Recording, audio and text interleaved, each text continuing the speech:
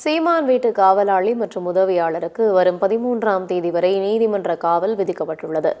நடிகை பாலியல் புகார் தொடர்பான விசாரணைக்கு வளசரவாக்கம் காவலர்கள் நாம் தமிழர் கட்சியின் தலைமை ஒருங்கிணைப்பாளர் சீமான் வீட்டில் சம்மன் ஒட்டிய போது சில நிமிடங்களிலேயே கதவில் ஒட்டப்பட்ட சம்மன் கிழிக்கப்பட்டது. சம்மனை கிழித்தது குறித்து காவலர்கள் விசாரிக்க சீமான் வீட்டிற்குள் சென்றபோது அங்கிருந்த காவலாளியுடன் வாக்குவாதம் ஏற்பட்டது. இந்த வாக்குவாதம் கைகலப்பாக மாறிய நிலையில் காவலாளியை குண்டுக்கட்டாக தூக்கி சென்ற காவலர்கள் அவரை கைது செய்து ஜீப்பில் அடைத்து சென்றனர்.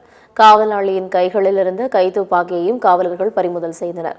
துப்பாக்கி வைத்திருந்த காவலாளி அமல்ராஜ் மீது கொலை முயற்சி உள்ளிட்ட 5 பிரிவுகளின் கீழ் வழக்கு பதிவு செய்யப்பட்டுள்ளது. சமனை கிழித்த சுபாகர் மீது 3 பிரிவுகளின் கீழ் வழக்கு பதிவு செய்யப்பட்டது. இதையடுத்து சீமான் வீட்டில் கைதான காவலாளி அமல்ராஜ் மற்றும் உதவியாளர் சுபாகர் ஆகியோரை சோழிங்கநல்லூர் குற்றவியல் நீதிமன்ற நீதிபதி கார்த்திகேயன் முன்பு காவலர்கள் ஆஜர்படுத்தினர். அவர்களை வரும் மார்ச் 13ஆம் தேதி வரை நீதிமன்ற காவலில் வைக்க நீதிபதி உத்தரவிட்டார். இதையடுத்து இருவரும் புழல் சிறையில் அடைக்கப்பட்டனர். முன்னதாக சோழிங்கநல்லூர் குற்றவியல் நீதிமன்றத்தில் நாம் தமிழர் கட்சியின் சேர்ந்தவர்கள் திரண்டதால் பரபரப்பு ஏற்பட்டது. இதையடுத்து அதிக அளவில் காவலர்கள் குவிக்கப்பட்டு நீதிமன்ற நுழைவு வாயில் மூடப்பட்டதால் காவலர்களுடன் நாம் தமிழர் கட்சி வழக்கறிஞர்கள் வாக்குவாதத்தில் ஈடுபட்டனர்.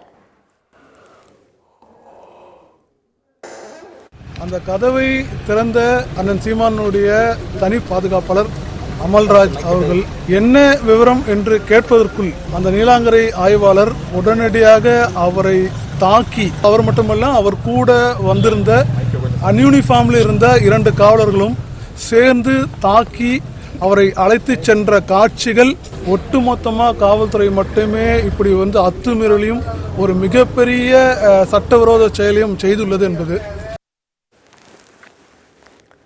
இந்நிலையில் சீமான் இன்று விசாரணைக்கு ஆஜராகவிட்டால் கைது நடவடிக்கை எடுக்கப்படும் என்று காவல்துறை எச்சரிக்கை விடுத்துள்ளது. ஆனால் வெளியூரில் இருப்பதால் இன்று விசாரணைக்கு ஆஜராக முடியாது என்று தெரிவித்துள்ள சீமான் முடிந்ததை செய்யுங்கள் என்று காவல்துறைக்கு சவால் விடுத்துள்ளார்.